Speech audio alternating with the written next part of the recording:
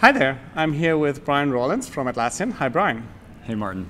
We have become even better friends, and I used the same term on Cameron yesterday already. Oh, excellent. So why is that?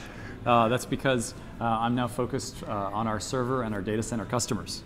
And Atlassian has, before you got that role, I thought they had totally neglected and forgot about like 80% of their business behind the firewall, because I would always hear on these conferences, we're at Atlassian Summit right now, cloud, cloud, cloud.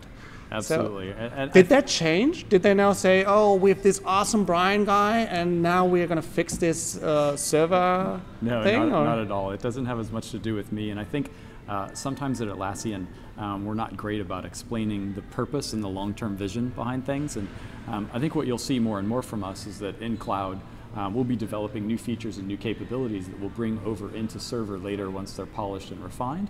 But we've also realized that there are different priorities between our cloud and our large, let's say, server and data center customers. And so I think in the past we used to say that consistency was the most important thing, but we're actually realizing that sometimes we need to listen differently to our cloud customers versus our data center customers. So I think finally, we never like to talk in advance until we actually prove that we can do something. And I think here at Summit, you actually see the proof of a lot of investment in data center, a lot of investment in server, very exciting things like Confluent 6.0 with collaborative editing, zero downtime upgrades for JIRA software and which data I like center. a lot. Yeah, like really you pitched exciting. it to me in a call and asked me, did you like it? And I said something like, I don't care. Now that you have it, I think it's pretty cool. Yeah, and especially, I do think that, especially as JIRA being used universally sometimes around the world by so many development teams, there's no time when someone's not using JIRA.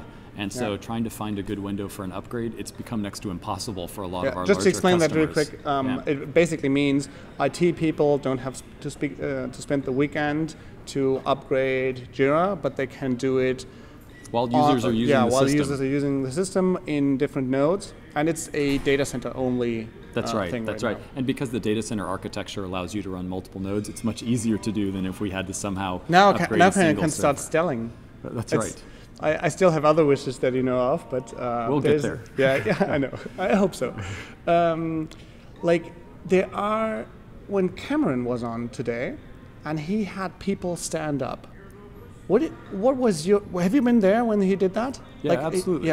How many people did stand up out of these 2,000? Well, it probably had to be almost 2/3 of the audience. I would have said 70% or something. Yeah, something close to that. And again, that's not surprising at Summit, because if you think about it, a lot of the people here at Summit, their lives are 100% Atlassian. And so Atlassian is how they run their business, how they run their teams, how they run their software, their IT teams, and sometimes everything across their organization. And so they're, of course, the people who are going to be most interested in hearing what we're doing next. And we have a lot of cloud customers, but certainly our largest enterprise customers are certainly, one, here at Summit, and two, on server and data center and self-manage our products. I'm a bad interviewer because I didn't explain the standing up thing. So people should stand up in the keynote when they were using server products. That's right, when they were self-managed. That was like the vast majority. As I said, like kind of 70% stood up. So cloud is still like, at least here. That's right, at Summit.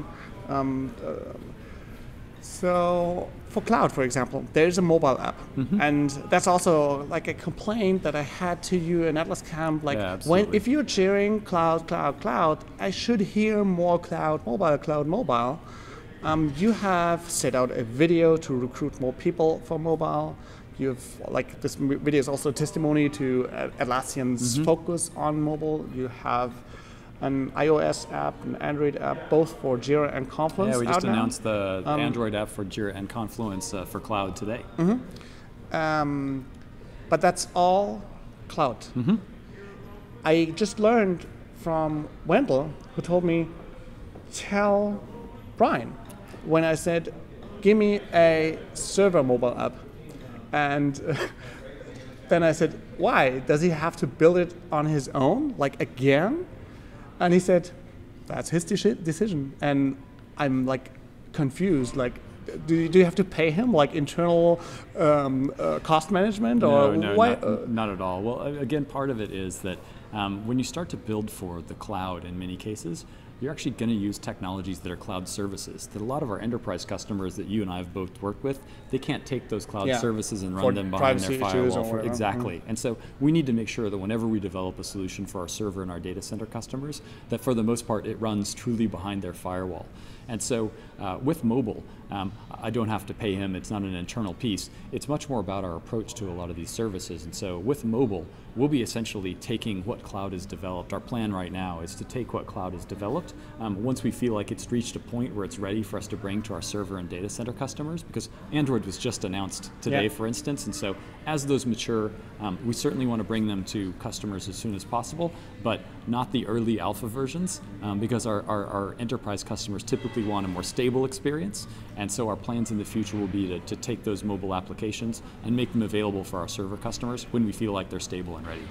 Okay, is mobile apps, like native mobile apps, a topic that come up in your roadmap discussions often, or is it just like everyone's been the firewall, we're the server guys, so mobile doesn't play any role? Not at all. If you talk to any of our Confluence team, we know that actually mobile is very near, if not at the top of the list of asks for a lot of our server customers. So it's front of mind for us. Yeah, it's purely about the timing just of when we... Just to mirror that, yeah. It's exactly the same for our customers. Give it to me behind the firewall, give me all the security, give me all that, but also give me this mobile experience. Yeah.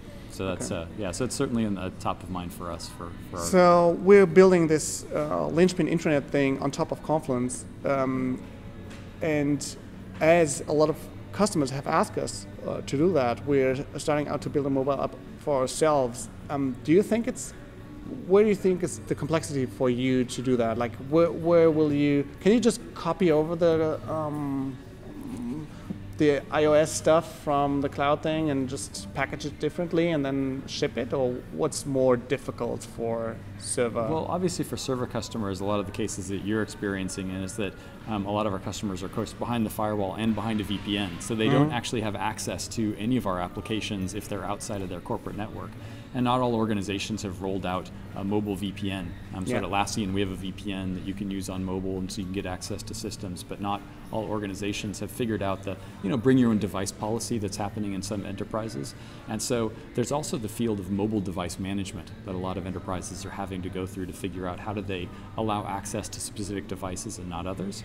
And so, as always, we'll be iterative, where probably early on it will be very similar to what you described, which is very similar to the cloud mobile applications, but just able to work with a server.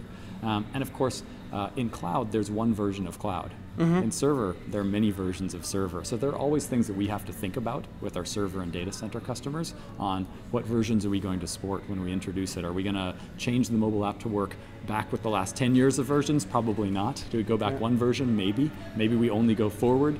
How long will we support those versions on our mobile app? You know exactly the challenges. I would be hoping for you to pick this up early so they can learn from you, because these are discussions that we have with the linchpin thing, where like at this point we think, at this point we're just going to tell them it doesn't work. So and as we have a very high-touch relation, we can make sure that they have the configuration that we need. But for us, when we have 27,000 customers, we have to make sure that it works without in 90%. It doesn't work. You don't have the right configuration. That wouldn't do very much for our reputation. Okay, let's shift a little.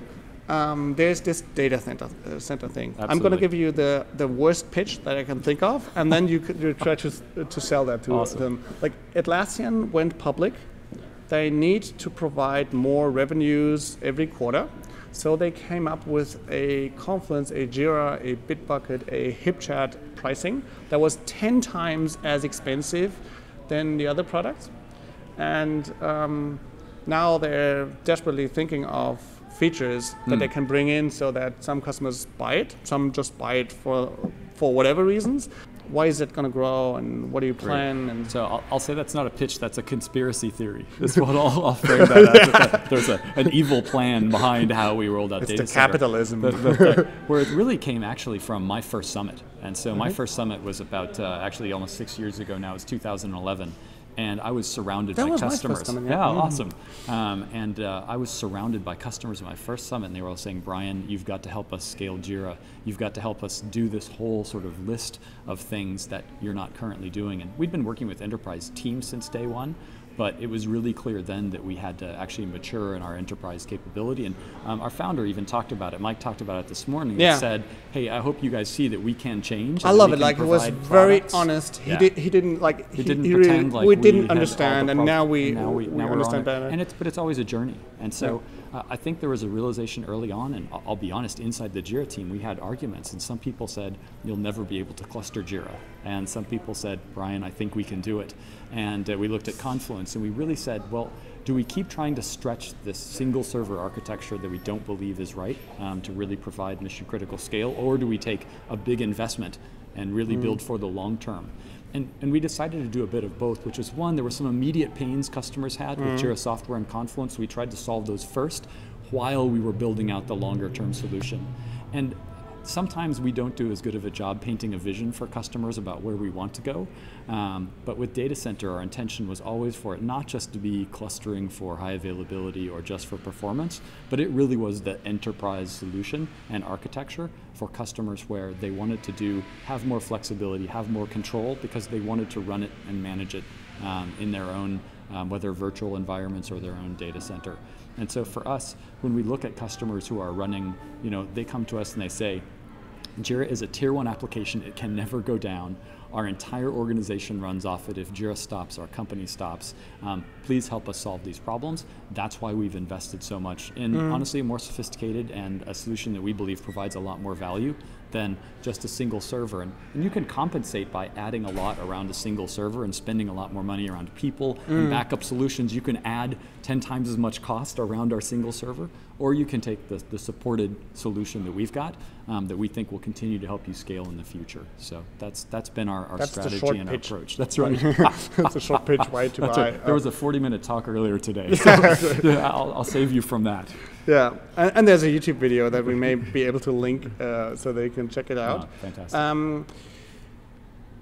Okay, I am this big company. I am deciding to go with data center. Should I prepare to move to cloud in the next 15 years? I think one of the key messages that also I don't think we did a good job of a year ago, but we're trying to do a better job right now, is that we want customers to choose the deployment option that is right for them. And we have some customers where they have an internal initiative where they want to go to cloud, and they're saying cloud is where we're going in terms of we're using public cloud services. We have other customers who are saying, we want to move to cloud, but we don't have a time frame. We have other customers who are saying, we plan to move to private cloud, our own AWS instances, our own maybe Azure instances, or those sorts of things. And then we have customers who say, we have no plans to ever leave our own physical hardware. Department of Defense. That's right, exactly, where customers like that are not going to ever make that jump. And so we want to make sure that customers feel like we're not sitting there waiting to pull the rug out from underneath them, and that they see here at Summit that we've actually made investments. We had customers that actually had this feeling, like Atlassian's leaving us. We didn't do a good job of explaining it last year at Summit, because like you said, it felt like a parade of features around one platform, when we were trying to show that those are the advanced features which sort of are usually going to come out first in cloud before we bring them back. And so things like, in the last year we released inline editing in JIRA software inside the Agile boards, and it was in cloud, and then probably I think 3 or 4 months later it came to server. And sometimes the time frame like mobile will be longer, and sometimes we want to make sure that rather than just copying cloud in server or data center, we may actually want to invest in things that our large customers care about more, maybe around infrastructure, maybe better upgrades, maybe better performance and scale. And so we always want to be careful that we're doing the things that those server and data center customers need the most. Okay, last question.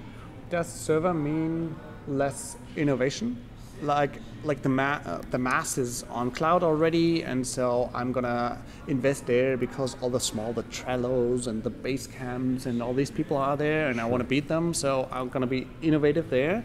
And behind the firewall, everyone's leaving. Even Microsoft is leaving behind the firewall. So I'm just gonna service them at a enterprise level, but innovation is not their thing. No, I think you'd have a whole set of Atlassian engineers up in arms if you ever said that inside of Atlassian. I said it publicly. Exactly. I know, they'd be coming after I'm going to send your answer to them. I mean, they would come after me if I ever said let's stop innovating. And I think that the difference will be it's going to come from different directions. And so if you think about zero downtime upgrades and the technology that goes behind to solve this incredible problem for customers, there's a massive amount of innovation in how we do that for customers. If you think about any of the other things that we're doing inside of Amazon Web Services or any of the things that we're doing inside of Server, to be able to deploy collaborative editing behind the firewall, like I don't think there's any other solution out there that can provide what Confluence 6.0 is going to provide the customers. So that's an incredible amount of innovation. Etherpad? No. But Google bought them. It was text only, right. collaborative editing. Exactly. Which text only is, elementary school. That's for kiddies. However, you've asked. Yes, I knew an answer. I appreciate your answer. That's good. Okay, so you think the innovation behind the server will just look different? Yeah, and there'll be some things where we'll apply the same innovative techniques that we think work great for any software team, regardless of whether you're running our software in cloud or server.